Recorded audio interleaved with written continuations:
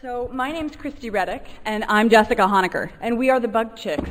And I just wanted to thank Derek and Morgan for inviting us to this symposium. It's been really fun so far, and we're here to talk to you a little bit about what we do and our video work. Okay, so we are the Bug Chicks, and Kristie and I got our master's degrees from Texas A&M, and we teach all about the awesome world of insects and spiders. And we do this in three main ways.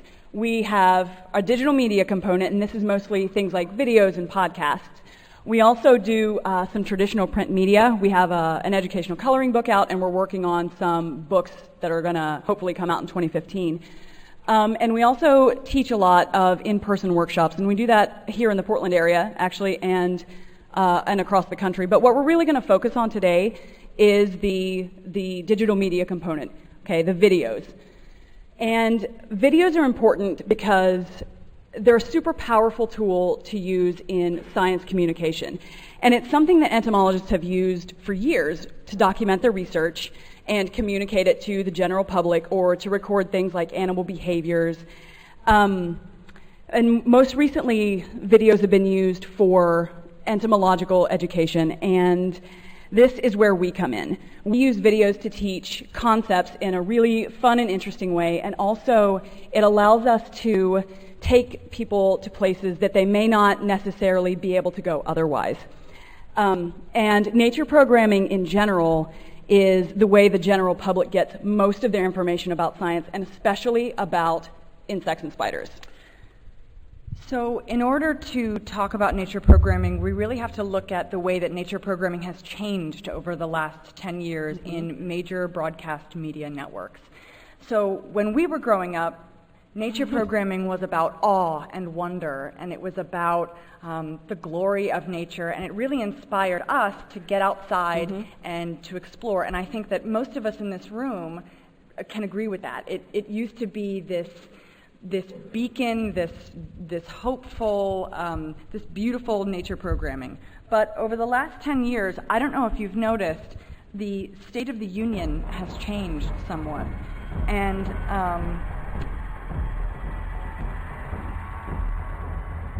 the State of the Union is now based in fear.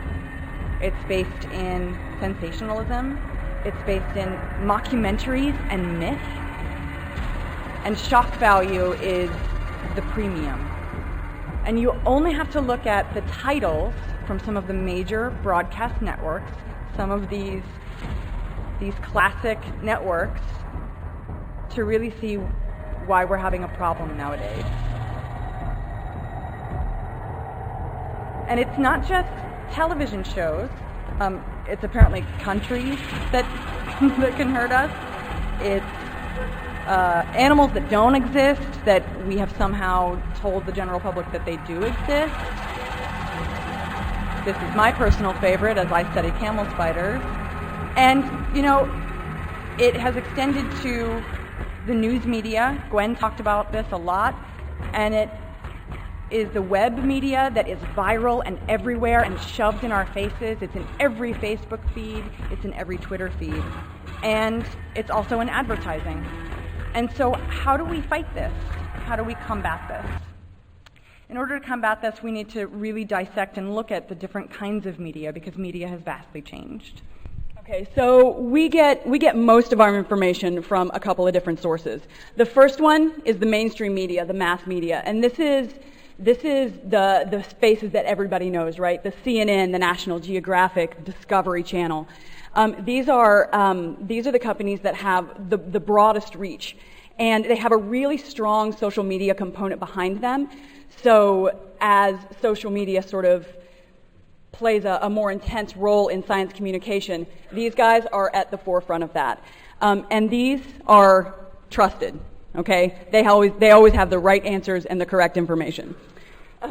Next up is the disruptive media, and these are still big companies, but they change the way that we get the media. Anybody can post on YouTube, and they have their own platforms, and they can create and post their own content as well.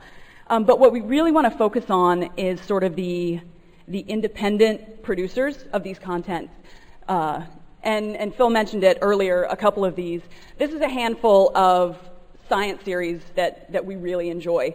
But there are none that are arthropod specific. Okay, and so that's where we come in. We want to create strong entomological content that is factual, it's not based in myth, and that's one of the reasons why we're the Bug Chicks, is to sort of get this information out there. But it's really hard to be a content creator. So in any ecosystem, there are limiting factors, and in the media ecosystem, there are limiting factors that can impede our progress as content producers. And so the main thing is distribution. The ease with which it has become readily available for people to create their own content actually makes it harder for content creators to get their stuff out there and be seen. So distribution becomes a problem for mainstream as well as independent media, because anyone can put stuff up, and it doesn't have to be vetted, and it doesn't have to be good, and it doesn't have to be awesome, and it makes it very difficult, this flood of content. And so for small guys, it makes it hard to get those eyeballs. And if you don't have eyeballs, you don't have the money coming in from whether it's ad revenue or creating your crowd so that you can crowdfund things, because all of the eyeballs are going everywhere. And it doesn't matter if you get an eyeball, it matters if you keep an eyeball. And so it's this idea that we need to grab the attention and we need to hold it, which is why I think the fear-mongering works so well, because it can be gripping, and especially if you don't know the difference between truth and myth, you get gripped and you get sucked in. In television, it's called the hook, and we're constantly asked by producers who want to work with us what our hook is. And when we say our hook is no fear-mongering, that's not very sexy. We would talk about sexy, but I can't even get into that. I can't even get into that. That's a whole other symposium. Okay, so also another thing that we run into is money, and crowdfunding has become a way that independent content producers can create a source and a pool of funding. And Phil mentioned Kickstarter. We used Indiegogo for our video series, but there's a new one that's come out recently, and it's Patreon, and I know that we will get kicked if we don't mention it, and if we don't mention that next week we are starting our own Patreon page so that our fans who really want to support what we're doing and support the progress that we're making can contribute. Basically, it's like a monthly subscription where people will go to their favorite content producers and they'll go, yeah, I'll give you girls $10 a month, and yeah, if you give 3 videos a month, I'll do $2 a video. And if you get enough of those people doing that, it means that we can keep creating content that is free, and we can create content that has public access to science. Okay. But the other limiting assumption, the other limiting factor is assumptions, and this is big. And this is, I think, the reason why we're having a problem with the mainstream media. I want to look at this. And I think the only way to illustrate this is to focus on the science of hot pockets. These are hot pockets. If you give a starving man a hot pocket, he will eat it. The assumption is that they want this because they're consuming it. They want this fear-based media because the ratings are so high. Well, they must like it. They must want it.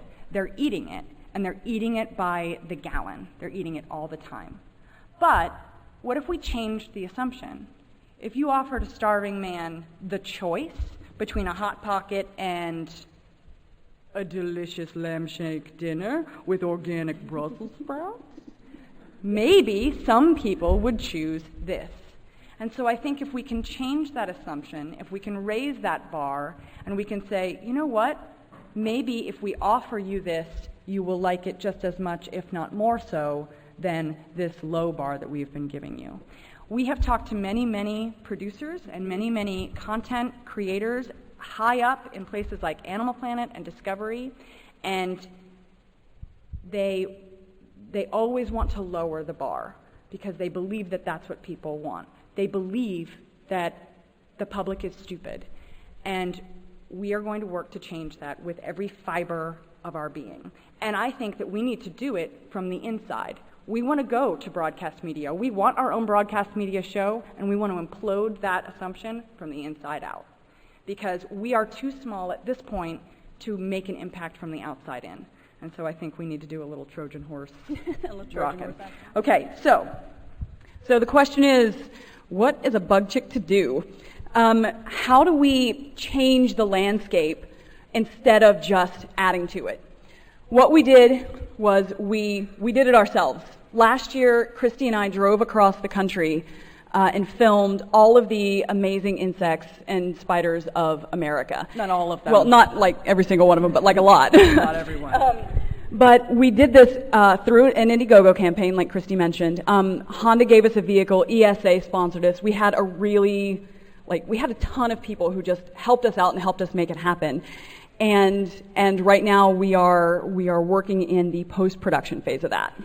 So we have kind of a special announcement. We just had a meeting yesterday with Potboiler Studios here in Portland, and they are going to take our footage and they are going to help us create the actual Sofa Safari final post-production piece so that we can put it out on YouTube and give it to people, because we have realized that we are awesome at the teaching, but not necessarily at everything else, and we're ready to take a step forward to start working with other people to create this content on a more professional level, and we're very, very excited about that. So, without further ado, if you're interested, we would like to show you our world premiere sneak peek of some of our Sofa Safari footage. Yay, I'm so excited! I'm so nervous.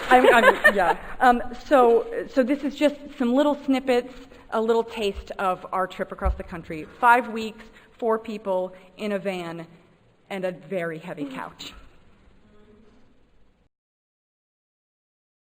Oh my goodness. Okay. Do we have a net just in case she flies? 15 entomologists in a road, and we have no nets. We have an aquarium net. That's good. Isn't she way huge? I want she has eggs. See her tail? Oh my gosh. Happiness. Oh. Happiness is. She's Okay. All right. A little bit about American burying beetles. She's doing her little cleaning business. Just before we have to re-release her, because this is an endangered species. American burying beetles, here's the deal. They have mated pairs, yeah?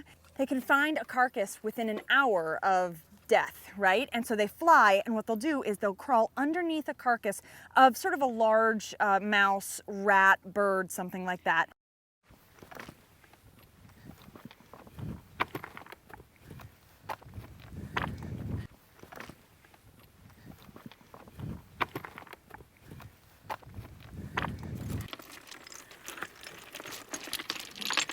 Here.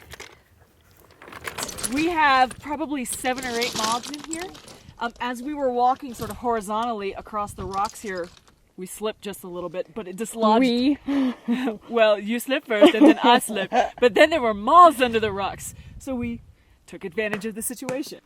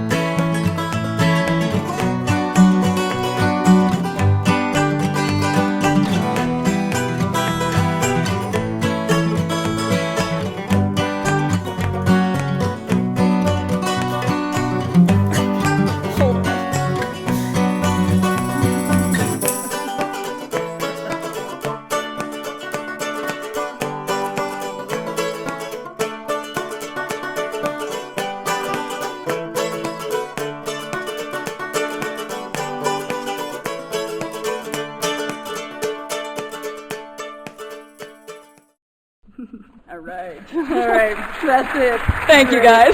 Great. Okay. So just for our last moment here, since this is being recorded, I thought we would do just a little bit of a challenge to any of the producers, content producers, presidents, content developers at some of the large networks. If you're interested in raising the bar, we would love to help you with that. I know that it can be scary, but we're here to help, and we'll hold your hand through the process. So that's us. That's me and Jess. If you have any questions, we would love to take them. At the end, though. Right now. We have a do little we have time. time? Yeah. Yes. Do you guys have any questions? Yeah.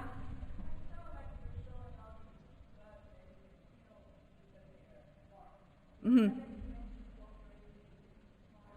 Really small. Yes, actually. That's one of our plans. We have a really cool rig that will fit onto a microscope. Mm-hmm. We need a microscope.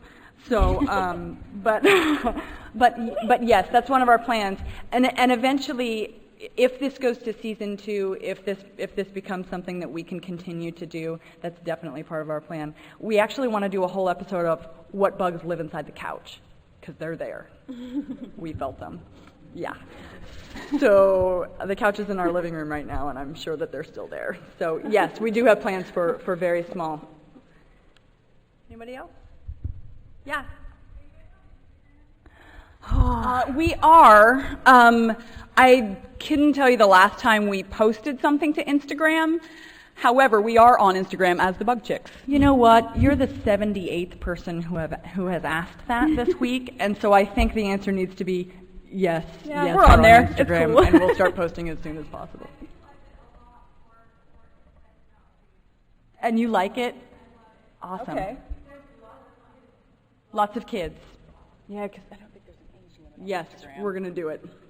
Absolutely. Learn something new every day. There's too much sometimes with social media. You get a little overwhelmed. I'm sure all of us in this room feel that from time to time. We're just like, oh God, I need to post something, and I need to tweet, and it's overwhelming. But yeah, we'll add that to our list. Thank you so much, you guys. Thanks, guys.